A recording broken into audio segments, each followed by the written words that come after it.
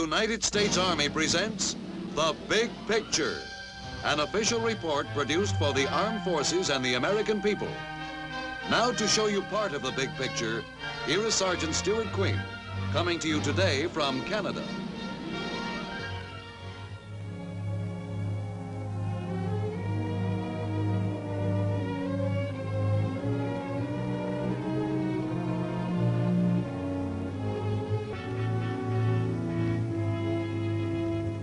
For more than 100 years, Canada and the United States have shared an undefended border. The Canadian Army and the American Army have long been partners in the defense of two free nations. In Europe and in Korea, Canadian and American soldiers have fought side by side, shoulder to shoulder, in keeping with a proud heritage. Today, the big picture salutes the Canadian Army and brings you a report on its distinguished past and its dynamic present. With me here at the historic Citadel Fortress at Quebec are two of Canada's soldiers, Regimental Sergeant Major McManus and Company Sergeant Major Dansereau. Sergeant Major, you're with the Canadian Guards, aren't you? Yes, Sergeant Queen. I am a member of the Regiment of Canadian Guards. The regiment was formed in 1953 and became Canada's first national regiment. Its motto, Amaria Usque et Maria, means from sea to sea. And what of your assignment, Sergeant Major Dansereau? Yes, Sergeant Queen. I am with le 1er Bataillon Royal 22e Régiment, quarter at La Citadelle. We are a French-speaking unit.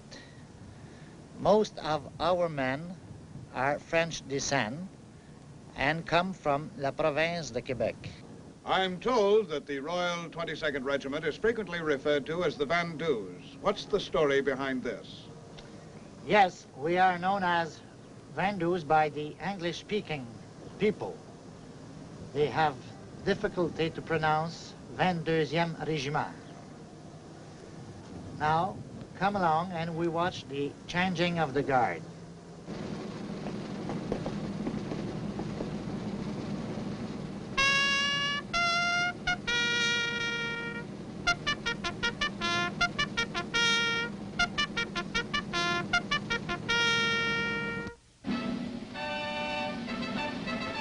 The traditions of Canada's regiments have been nurtured by the older British customs and provide added luster to the parade ground. One of the most famous summer sights in Quebec City is the daily inspection and changing of the guard at the Citadel by the Royal 22nd Regiment. These 19th century uniforms belie the modern professional soldiers who wear them. The regiment is led on parade by Baptiste the Goat, a gift from Queen Elizabeth. These ceremonials are an important part of a proud military heritage. They are very much a symbol of Canada's modern fighting force, highly trained to assume the military responsibilities of a growing nation. Although the Royal 22nd has carved a special reputation of its own in war and peace, and it is typical of many units in Canada's present-day army. At this colorful show in the Citadel, even Baptiste has his horns gilded for the officer of the guard.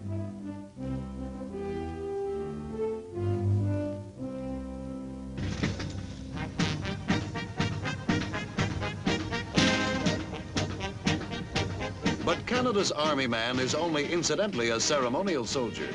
His primary function is to fight, if and when necessary. How well he has done it in the past is written on battlefields from Paardeberg, South Africa, to Seoul, Korea. The solitary sentinel in front of the Citadel's historic entrance waits to be relieved by the morning guard mount.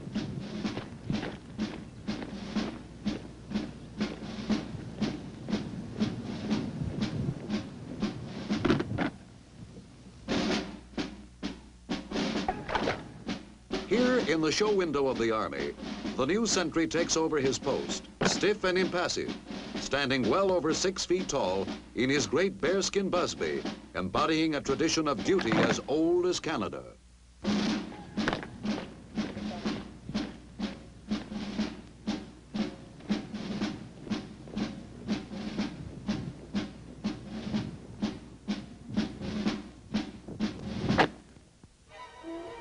On the nearby plains of Abraham, in 1759, British General Wolfe lost his life and won Canada for Britain. The English victory over General Montcalm's force marked the destiny of Canada as a British Commonwealth nation. French and English Canadians were united. And by 1885, when the Governor General's bodyguard crossed the ice of Lake Superior to help quell the Northwest Rebellion, Canada was fast becoming a nation.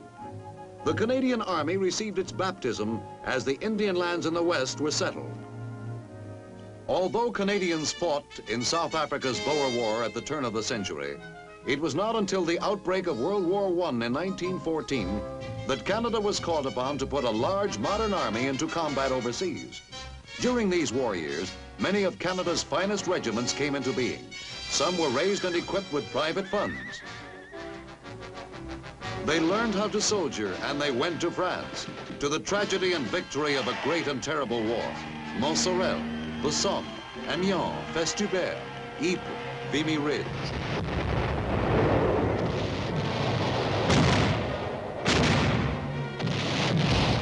When the Germans launched a gas attack at Ypres in April 1915, the Canadian 1st Division took the brunt of it. But more than once across the vast and bloody front, Canadian soldiers paid the Germans back.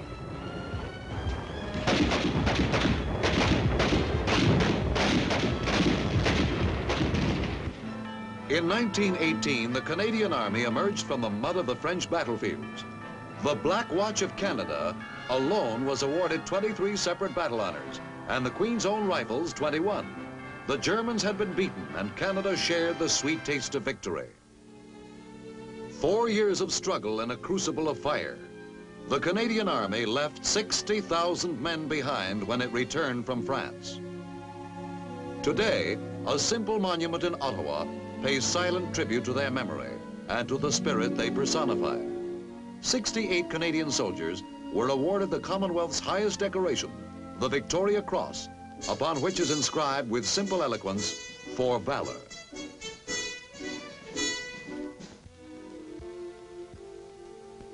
In 1922, the Canadian Parliament passed the National Defence Act, which provided the peacetime blueprint for Canada's armed forces.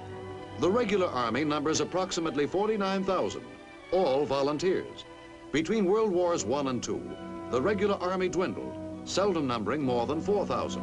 When war broke out in 1939, the National Defence Headquarters had to draw heavily from local militia units. Canada's first troops embarked for Europe in December 1939, and a continual flow of soldiers was channeled into the Allied war effort over the next 6 years. Most of these early troops, comprising the Canadian 1st Division, were volunteers from militia units.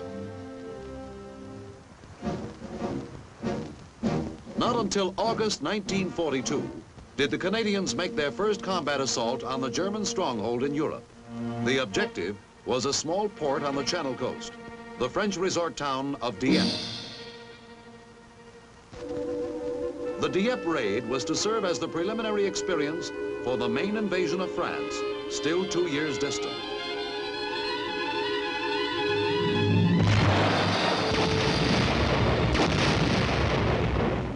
Although the raid itself was a tactical failure, Dieppe proved that the new Canadian Army could fight as well as that of 1918. Few of the combat objectives were realized on the beach, but the many lessons learned by the Allies paid off in future amphibious operations. Of the 4,900 Canadians who went in on the Dieppe beach, less than half returned to England. At Buckingham Palace, many of those who came back were honored by the King and watched in silent admiration by the English crowd. The Canadian heroes of Dieppe represented all ranks and a cross-section of units from the Army. They represented, too, a cross-section of Canada. The courage and the fighting skill they demonstrated was not simply the Army's story. It belonged to the nation. Christmas of 1943 found many Canadians celebrating in the picturesque Italian village of Ortona.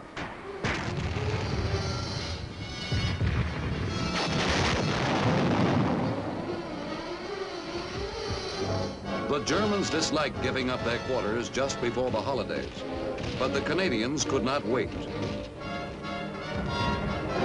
Through a cautiously ingenious technique called mouse-holing, the loyal Edmonton Regiment and men of the Seaforth Highlanders leveled the town one room at a time.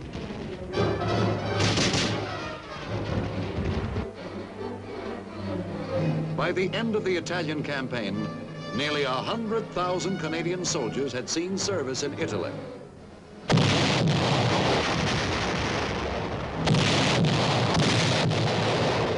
When Allied troops went ashore in Normandy, the Canadians carried their share of the assault.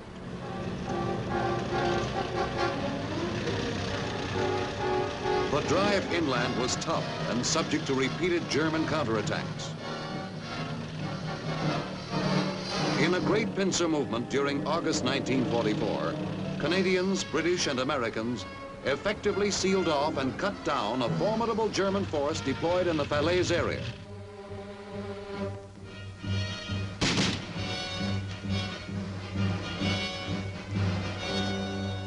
When the fighting ceased around Falaise, the battle had turned into a major German military disaster.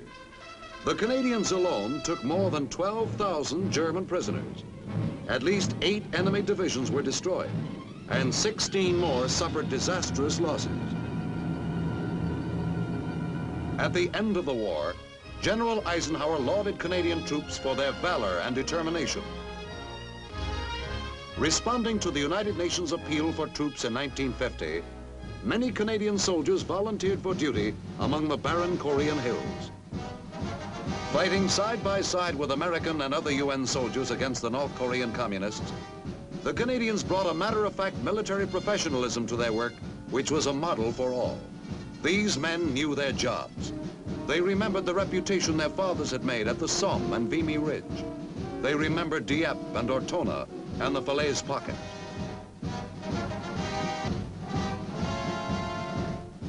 And before they were finished in Korea, the communists remembered them.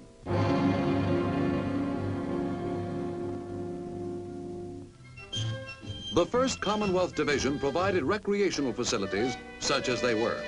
For the hard-fighting Canadians, the chance to relax over a glass of ale was always welcome. The Canadian Army has maintained a brigade group in West Germany since 1951 as part of Canada's NATO obligation. Headquarters is near Zost, handy to terrain well suited for the constant training activities carried on by the formation.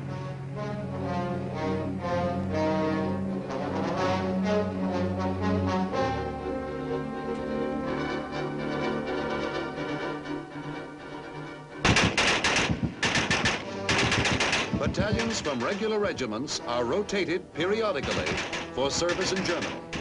These men stand next to the American 7th Army, on guard at the outer perimeter of free Western Europe, ready for any emergency. When the United Nations was confronted with the Suez Crisis in the fall of 1956, the Canadian Army was called upon to provide personnel and materiel to assist in policing the area.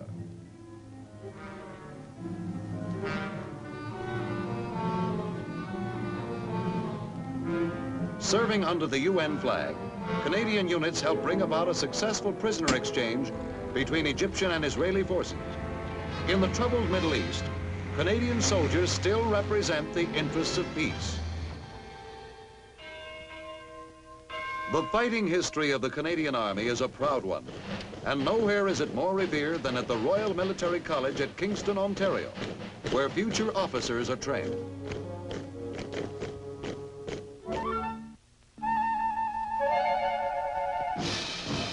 At a modern army camp near London, Ontario, the oldest regiment in the Canadian Regular Army makes its headquarters. The Royal Canadian Regiment has been a part of the Regular Army since 1883 and carries battle honors from the Northwest Rebellion of 1885. Today, the regiment continues in a state of combat readiness.